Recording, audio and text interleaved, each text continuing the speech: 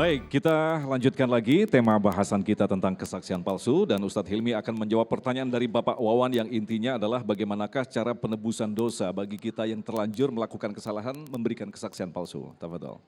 Seseorang yang telah berdosa memberikan kesaksian palsu maka dia harus bertaubat. Karena ketika dia meninggal dunia dan dia belum bertaubat maka dia masuk neraka khalidina fiha abada. Ya, bertaubat. Bagaimana cara bertaubatnya? Yang pertama istighfar, menyesali perbuatannya dan berjanji tidak akan mengulangi selama-lamanya. Tapi tidak cukup. Dalam hidup kita ini ada dua ya, ada hubungan vertikal, hubungan horizontal. Hablum minallah, hablum minan nas. Ketika kita bersalah kepada Allah Subhanahu wa taala lebih sederhana. Cukup istighfar, mohon ampun, insyaallah innallaha tawwabur rahim. Namun konteks ini itu kesaksian palsu ada hubungannya dengan manusia. Jadi tidak sekedar cukup dengan bertaubat, berjanji tidak mengulangi dan menyesalinya. Namun yang paling utama adalah meminta maaf kepada orang-orang yang terzolimi akibat kesaksian kita. Dan itu jauh lebih berat sebenarnya. Karena entah berapa banyak orang yang telah terzolimi gara-gara kita ngomong dusta. Ya, kebayang kalau Anda bersaksi palsu di hadapan seluruh rakyat Indonesia, maka antum harus minta maaf satu-satu. Karena nanti di akhirat, seseorang bersaksi palsu satu negara, maka orang-orang tersebut akan menuntut Anda. Dan Anda menjadi orang-orang yang bangkrut di akhirat. Makanya hati-hati berbuat dosa kepada manusia, apalagi yang sifatnya itu global. Efek kerusakannya itu lebih luas dibanding kesalahan individu kita. Nah, Ustadz Hilmi sebagai penggiat media sosial yang begitu banyak menghadapi the lover and the haters begitu ya. Artinya kan ada istilah jejak digital. Bagaimana ketika kita melakukan penulisan kesaksian palsu dan itu dibaca oleh seluruh orang di seluruh Indonesia bahkan dunia. Ini kan mustahil kita melakukan maaf secara berjamaah itu mustahil kan. Ada yang memaafkan, ada yang tidak memaafkan. Bagaimanakah solusinya? Kalau kata netizen jejak digital itu kejam Jenderal. Ya. Hari ini makanya kalau antum mau jadi pejabat sudah hapus-hapusin itu semua yang buruk-buruk. Karena khawatir nanti diungkap lagi. Nah, ketika dulu antum pernah bersaksi palsu Mas Agung ya, dan sadar taubat, bagaimana cara melakukannya? Ya tadi taubatan nasuha, minta maaf kan nggak mungkin satu-satu.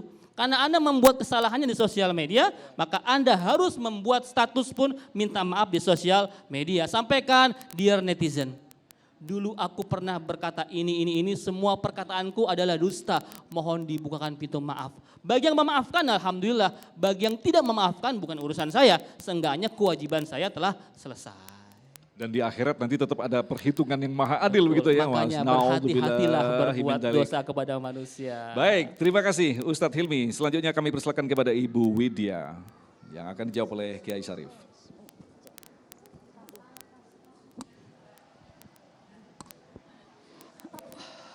Assalamualaikum warahmatullahi wabarakatuh. Dari pertama Ustadz saya udah dengar betapa kejamnya kesaksian palsu dan sangat dahsyatnya kesaksian palsu. Dan memang tombak yang paling tertajam adalah tombak hukum di Indonesia. Tapi memang semuanya penuh dengan kepalsuan. Yang saya akan tanyakan karena saya sangat cinta dengan Indonesia. Agar Indonesia ini damai, damai Indonesiaku. Doa apa yang paling mustajab agar seluruh rakyat Indonesia ini tidak selalu bersaksi dengan kepalsuan, yaitu saksi palsu Ustadz. Terima kasih. Assalamualaikum warahmatullahi wabarakatuh. Pertanyaan damai Indonesiaku ini. Ini bila keluar darah dari tubuh ibu ini, saya duga akan membentuk bendera merah putih. Emang harus begitu Bu, kita harus mempunyai jiwa mencintai untuk negeri kita. Pejuang-pejuang kita dulu telah merebut kemerdekaan ini dari tangan penjajah. Dan mereka melewati masa-masa perih, masa-masa duka. Masa-masa yang bahkan mereka harus terpisah dengan keluarga. Dengan sistem perang gerilya. Tapi mereka lakukan demi merebut kemerdekaan di negeri ini. Lalu sekarang kita disuguhkan dengan orang-orang yang mereka seharusnya merawat kemerdekaan ini justru mendatangkan kemadorotan dan berkhianat. Maka pada saat kita sebagai rakyat Indonesia tentunya kita tidak bisa menyentuh mereka. Tetapi ada orang-orang yang Allah kirim, akan menyelamatkan negeri ini. Seperti dulu Indonesia diberikan kemerdekaan oleh Allah, saya yakin betul. Nah, tugas kita adalah kita berdoa. Bagaimana kemudian doanya? Pakai bahasa Indonesia aja juga boleh. Doain pemimpin-pemimpin kita supaya mereka selalu dalam bimbingan Allah. Pakai bahasa Indonesia, ya Allah, selamatkan kepolisian di negeri ini ya Allah. Doain habis sholat tahajud, biar kepolisian ini dipimpin oleh orang-orang yang mereka akan menegakkan hukum. Ya Allah, bila ada yang ingin mencelakai kepolisian Republik Indonesia, ya Allah, hancurkan mereka sehancur-hancurnya. Oh, kita berdoa, kekuatan kita, dan itu tajam. Ad-du'a silahul mu'min. Dan kita juga nggak tahu, jangan-jangan kejadian yang sekarang akhirnya menjadi viral dan menjadi sebuah isu yang tren sudah lama. Jangan-jangan lantaran ada doa-doa dari putra-putri bangsa ini yang menginginkan tetap terjaga keadilan sosial bagi seluruh rakyat Indonesia. Maka itu kalau buat kita orang yang beragama Islam, ya kita akan mempunyai panduan banyak doa. Dengan doa baca Rotibul Haddad, Rotibul Atos. Itu kan dulu yang buat senjata merebut kemerdekaan dari penjajah. Kita nggak punya senjata bedil seperti mereka. Tapi dengan bambu runcing kita akan dengarkan kisah banyak pejuang Islam. Yang itu bambu runcing diajak untuk didoakan oleh para santri.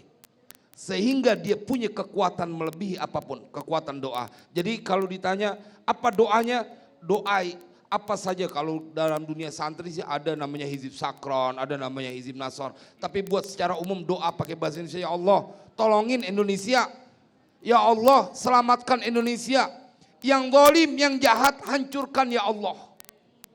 Kenapa? Karena kita meminta pertolongan hanya kepada Allah. Biar nanti kemudian Allah yang mantesin apa yang harus terjadi buat Indonesia. Tapi selagi kita banyak pengajian majelis taklim, saya hakul yakin negara Indonesia adalah negara yang akan terus diberkahi oleh Allah. Nah, Kiai, kalau kita kaitkan dengan firman Allah yang sangat tegas sekali, wa makaru wa makarallah. Lantas kita seringkali tidak sabar untuk menantikan solusi dari Allah. Akhirnya kita melakukan, ya sudahlah biarkan terjadi gitu loh. Seperti tadi, doa-doa orang yang terdolimi ternyata sedikit demi sedikit terbuka. Kiai. Nah, coba kalau kita kaitkan dengan ini seperti apa, Kiai? Ya, maka itulah dalam adab berdoa kita tidak boleh menjadi orang yang berputus asa. Kalau bahasa Imam Hasan Al-Basri, kadang-kadang orang banyak berdoa kemudian setelah itu ditarik lagi doanya. Bagaimana maksudnya ditarik lagi doanya? Ente kagak yakin dengan doanya. Berdoa aja, ntar juga Allah pilihin pemimpin-pemimpin kita yang tegas. Yang akan berkata kebenaran, mereka tidak terpengaruh dengan ancaman intimidasi. Karena jiwa mereka telah didedikasikan buat tanah tumpah darah Indonesia. Jadi mereka akan menjadi orang-orang yang berkata hak. Saya yakin itu, tapi nyerah tuh gak boleh, hopeless ya, gak boleh, putus asa gak boleh. Jamaah sekalian yang berbahagia, tadi saya sampaikan pada kajian sebelumnya. Itu yang namanya Fir'aun, musuh durhaka, ngaku Tuhan, ana rabbukumul a'la. Tapi dia tahu jalan keluar ketika dapatkan musibah. Dia minta kepada Nabi Musa, wahai Musa, tolong mintakan doa pertolongan supaya Allah menghilangkan siksaan ini. Fir'aun yang durhaka sama Allah, percaya giliran susah, minta tolongnya kepada Allah. Apalagi kita, negara yang mayoritas muslim, kita angkat tangan kita bareng-bareng. Kita minta kepada Allah buat diberikan keberkahan dan diselamatkan dari pemimpin-pemimpin yang punya makar. Jadi makar, istilah Al-Quran makar. Wa makaru wa makarallah wallahu khairul makirin. Jadi tetap optimis. Biarkan mereka bekerja dan kita kawal dengan kekuatan doa. Pasti yang terbaik akan disuguhkan buat negeri ini. Nah, Ustadz Hilmi mungkin bisa menambahkan, ketika kita hidup di tengah-tengah komunitas yang bukan sekedar orang-orang Islam, tetapi ada agama-agama lain. Seringkali kita menemui jalan buntu dalam mempersepsi tentang keadilan. Bahkan mereka mengatakan kebohongan ini adalah salah satu siasat agar kita muncul stabilitas begitu. Nah, sementara orang Islam selalu bersandar kepada Al-Quran. Lantas bagaimanakah kita bisa mempertemukan dua pendapat seperti ini? Ya, ada kebohongan tadi yang diperbolehkan oleh Mas Agung ya. Di antaranya untuk mendamaikan pertikaian yang terjadi di sebuah negara. Itu di antaranya seperti itu. Jadi memang ada kebohongan-kebohongan yang diperbolehkan. Namun tentunya kebohongan itu sifatnya tidak mencelakakan banyak orang ya. Kadang-kadang tidak bisa kita sebuah kebohongan yang berdampak buruk kita jadikan excuse ini untuk stabilitas negara. Supaya negara tidak goncang dan sebagainya. Loh, ini seperti bom waktu Mas Agung. Ya, kita menjaga sebuah bangkai yang busuk ya agar tidak tercium, itu lama-lama pasti akan tercium juga. Jadi tetap katakan yang benar, walaupun itu pahit sekalipun, walaupun apapun resikonya itu jauh ya lebih sehat untuk bangsa ini. Ya karena minum jamu itu pahit tapi sehat dibanding antum minum sirup terus lama-lama jadi sakit dan batuk.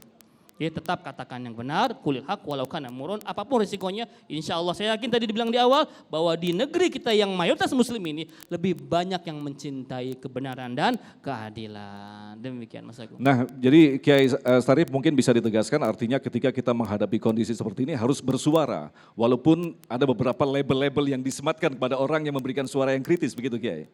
Ya, kita harus menyuarakan kebenaran dan konsekuensi setiap engkau melakukan kebenaran akan selalu berhadapan dengan orang-orang yang anti dengan kebenaran, dengan orang-orang yang dengki. Makanya ada satu waktu gitu seorang yang minta didoain sama kiai supaya mendapatkan keberkahan. Didoainya begini, katsarakallahu husadak. Semoga Allah menjadikan banyak orang yang dengki kepadamu. Wah, bingung dia karena orang yang dengki hanya dengki kepada kebenaran. Hanya dengki dia kepada orang yang mendapatkan karunia. Jadi sebuah konsekuensi bila engkau menyuarakan kebenaran, engkau akan berhadapan dengan orang-orang yang mereka dibuat mati hatinya dari melihat kebenaran. Maka jangan pernah takut karena pertolongan Allah akan selalu bersama orang-orang yang menyuarakan kebenaran. Datang kebenaran akan hancur kebatilan. Begitu janji Allah dalam Al-Quran. Masya Allah, terima kasih Kiai Sarip, Kiai Hilmi yang telah memberikan nasihat yang sangat luar biasa sekali. Pada intinya saat ini kita yang beriman, kita yang bermaksiat, semua berada di buminya Allah. Tentu saja Allah sang pemilik alam semesta, sang pemilik panggung kehidupan menyaksikan apa yang kita lakukan di muka bumi ini. Ingatlah, jangan pernah bermain-main karena apa yang kita lakukan sekarang nanti kelak akan dihitung secara adil di hadapan Allah Subhanahu wa taala. Tetaplah bersama kami, Damai Indonesiaku.